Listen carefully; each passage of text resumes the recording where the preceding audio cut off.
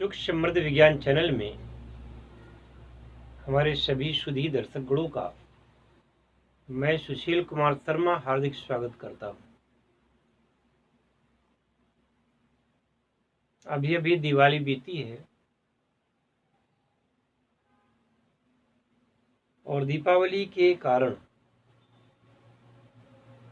लोगों ने काफ़ी पटाखे छोड़े, आतिशबाजी की, और करना भी चाहिए।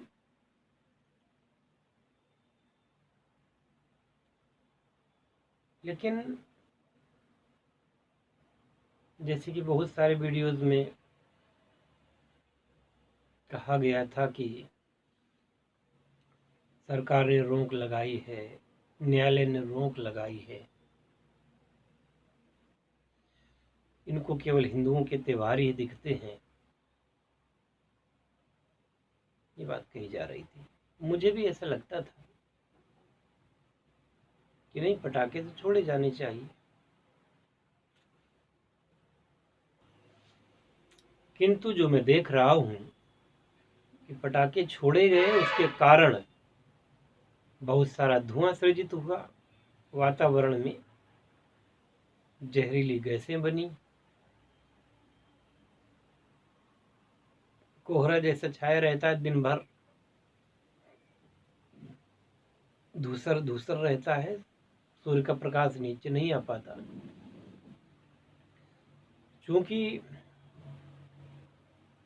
सर्दी पड़ने लगी है तो ये वायु में ये कण जो हैं वहीं के वहीं बने रहेंगे। अगर बारिश हो जाती, अगर वर्षा हो जाती तो ये कण धरती में चले जाते, लेकिन ऐसा नहीं हुआ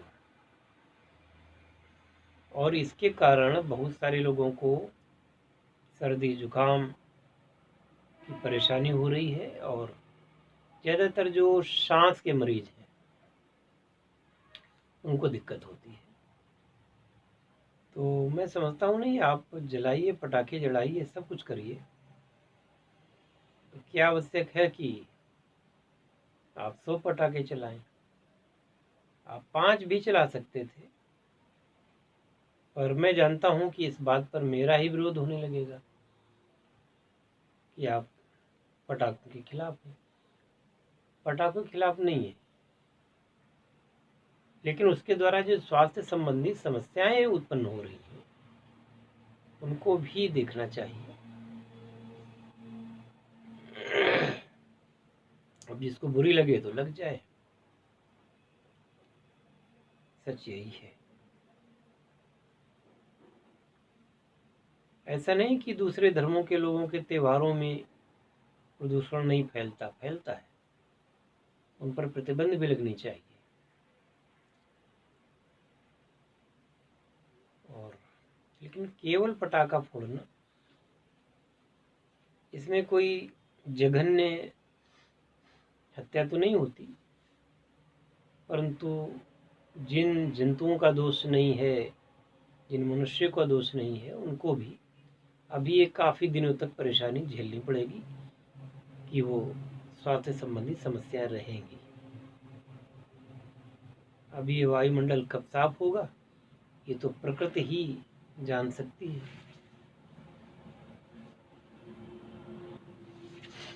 दिवाली के दिन से मैं खुद अपने आप को थोड़ा सा उतना स्वस्थ महसूस नहीं कर पा रहा हूँ, दोबारा से जुकाम हो गया,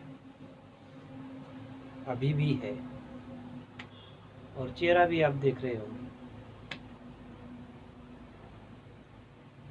इस आने वाले जाड़े में जो समस्या सबसे ज़्यादा होती है लोगों को श्वास की तकलीफ देना, जिसे आप दमा, श्वास घुटना, श्वास रोग कहते हैं,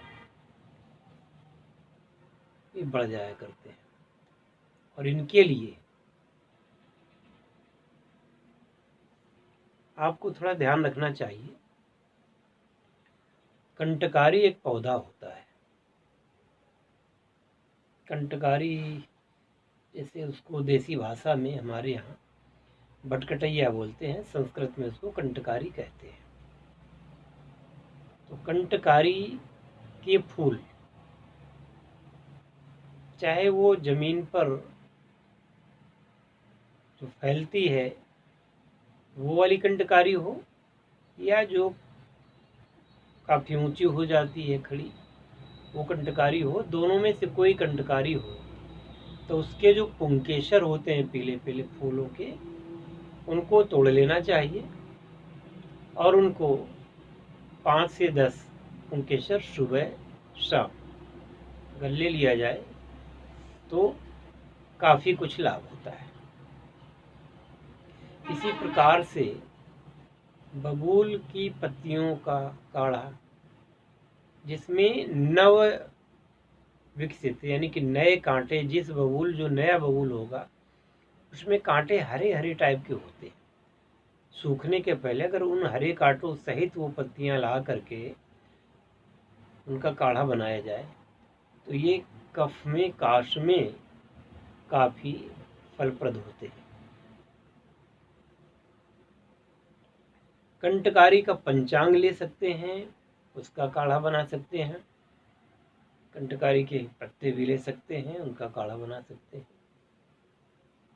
ये बहुत एक अच्छा योग है जो मैं बता रहा हूँ आपको। इसके अलावा कुछ लोग जोशांदा, आपको पंसारी की दुकान पर जोशांदा मिल जाएगा बना बनाया, वो कई जड़ी बूटियों का एक पैकेट होता है, उसको घर पे ले आएं, ला करके उसको पानी में डाल करके खौला दें। जैसे आपने आधा लीटर पानी डाला था, अब जब 125 ग्राम पानी, 125 ग्राम पानी बचे, उसको छान करके उसको सेवन करें। इसके माध्यम से भी इस रोग में लाभ मिलता है। कभी कभी क्या होता है कि प्लूरिशी, जिसमें फेफड़ों में पानी चला जाना, फेफड़ों में पस जम जाना, है ना, ये हो जाती है, तो फेफड़े सूजन आ जाती है और व्यक्ति की मृत्यु हो सकती है। उससे बचने के लिए आपको सर्वप्रथम तो ये करना चाहिए, जांच करानी चाहिए ब्लड की, और उसमें एक इशनोफिलिया कहते हैं, इशनोफिल्स जो होते हैं वो 6% यानी 6% तक होते हैं, तब तक तो कोई ज़्यादा कोई बात नहीं होती, कंट्रोल में होता है। उसके बाद जब ये बढ़ता है तो शरीर में कफ की मात्रा भी बढ़ाता है और शरीर में काश पैदा करता है। डॉक्टर लोग इलाज किया करते हैं श्वास का, उसके असली कारण का पता नहीं होता। मरीज बहुत सारी दवा खाता है, बहुत सारी दवा कराता है, इंजेक्शन लगवाता है, ठीक नहीं होता। उसमें एक और होता है कि नज़ला की तरह नाक से पानी हमेशा गिरता रहता है, तो जब वो पानी ऐसा काफ़ी दिनों तक गिरेगा तो फिर रोगी के बाल सफ़ेद होने लग जाएंगे, दृष्टि कमज़ोर होने लग जाएगी और स्मृति भ्रंश यानी कि स्मरण शक्ति का ह्रास, ये चीज़ होने लगेगी। इससे बचने के लिए एक है तो एलोपैथ में दवा, और लेकिन वो सेफ है, आप उसको कर सकते हैं। DEC, डाई इथाइल कार्बेमेजाइन, जो कि बाजार में हेट्राजान के नाम से, बेनासाइड के नाम से, यूनिकार्बाजान के नाम से पाई जाती है। पहले इसका इंजेक्शन आया करता था, अब इंजेक्शन नहीं आता है, अब टेबलेट फॉर्म में ही ये दवा उपलब्ध है। तो अगर अपने रोगानुसार कोशिश ये करें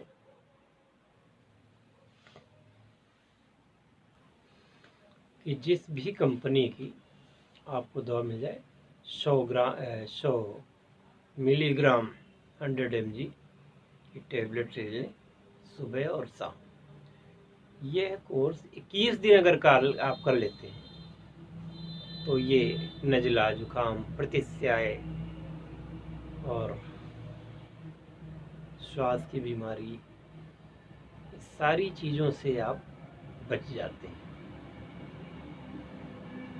और यदि पहले से हैं तो वो ठीक हो जाते हैं। इस प्रकार से आप करिए। और दूसरा तरीका, पहले तो मैंने कंटकारी वगैरह का बताया, कंटकार्यावलेह भी आता है। और इसी प्रकार से आप क्या करेंगे कि इन चीज़ों को ठीक करने के लिए एक और है च्यवनप्राश, जो कि इन सारी समस्याओं को ठीक करता है, शरीर में रोग प्रतिरोधक शक्ति देता है और इन चीज़ों को रिड्यूस भी करता है।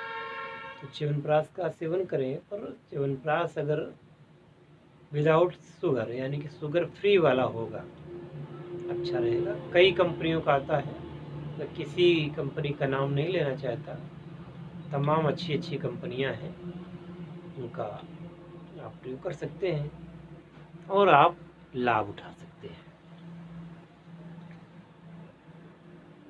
जितना भी आप ये उपादान करेंगे, और ध्यान रखें कि थोड़ा जाड़े में गर्म पानी जिसमें कि नमक मिला हो थोड़ा थोड़ा करके पीना चाहिए, इसका गरारे भी करना चाहिए, तो आपको निश्चित रूप से लाभ होगा। जय धन्वंतरी, जय आयुर्वेद, हर हर महादेव।